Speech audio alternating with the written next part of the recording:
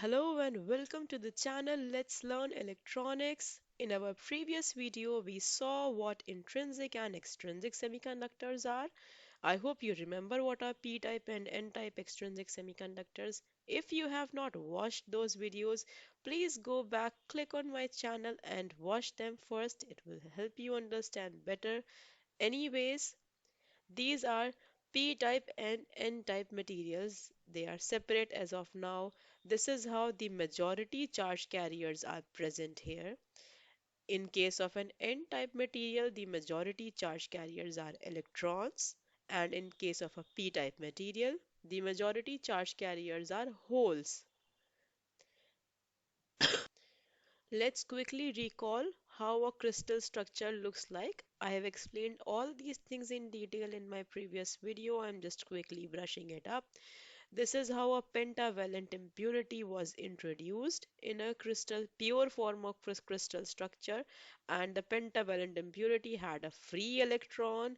So this free electron gets enough energy that it jumps out of its valence shell, and now it's free to move. The moment it left the moment it left this place, this became a positive ion. Similarly, in case of a trivalent atom, an impurity was it accepted an electron and now it has become a negative ion. These are called acceptor ions, and phosphorus ones they are called donor atoms because they donated and they became a positive ion. It has become a negative ion. So after recalling what p-type and n-type materials are and how pentavalent atom becomes a positive ion when the electron was donated, and how in case of a trivalent impurity it becomes an immobile negative ion, we will try to understand how a diode is formed. So what happens when we combine them? We are here combining the p-type and n-type materials. It's a lengthy process of fabrication. I have just shown it like this. This is how they are combined, and the free electrons in the adjacent area they immediately start recombining with the holes of the p-type material.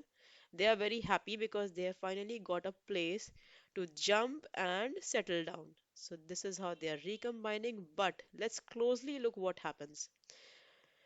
When an electron jumps and recombines, the moment it joins here, an immobile ion is created here, and similarly, a positive ion was created here in the n-type material.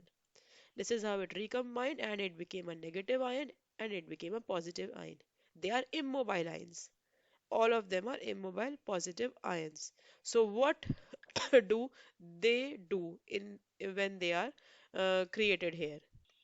The moment these immobile charges are formed, they're, uh, they are negative, they are positive, they create an electrical charge which becomes a barrier over here. This is called a potential barrier.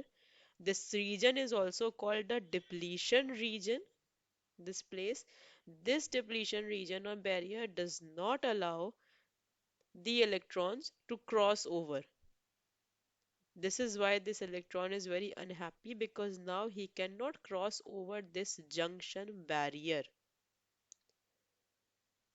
So far, this was a neutral diode. It was electrically neutral, but what happens when we connect the battery towards its terminals?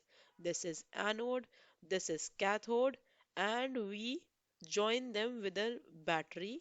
The positive terminal is connected to the anode, and the negative here is connected to the cathode. Once we join the battery, the electrical influence over here, the negative charge starts repelling the electrons from its this terminal, from this point. We know that like charges repel and opposite attract. So here the electrons are being repelled and they are being collected over here near the junction point, and eventually they all are united here.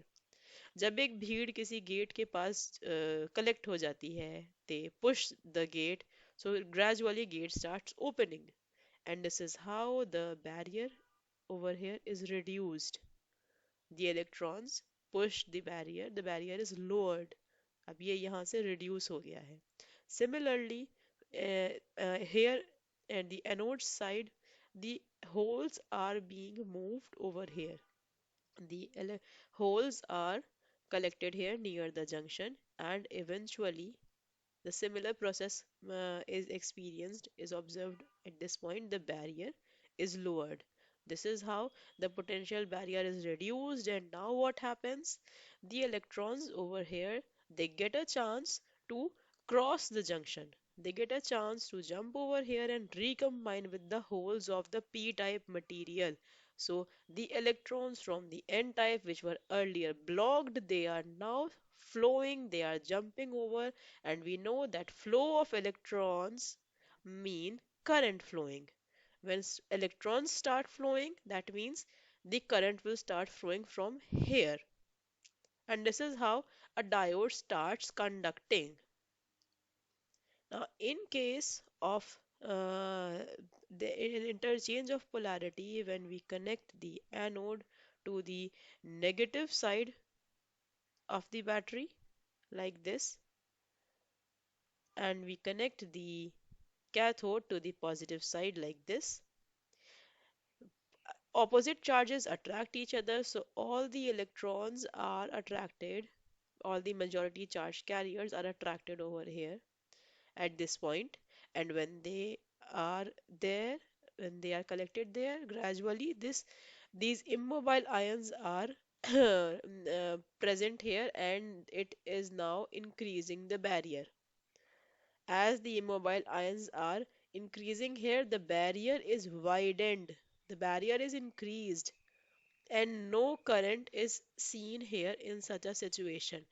This is called the reverse bias connection of a diode. This is called reverse biasing of a diode, in which current does not flow. On the other hand, this connection, when same charges, when anode was connected here to the same charge, positive terminal, and cathode was connected to the negative, this is called forward biasing of the diode. When current is observed, when current starts flowing to the in the diode, this is called forward biasing. The symbol over here represents a diode. This is the cathode, this is the anode. The direction of this arrow, it will always help you remember that this is how current flows in this direction in the diode.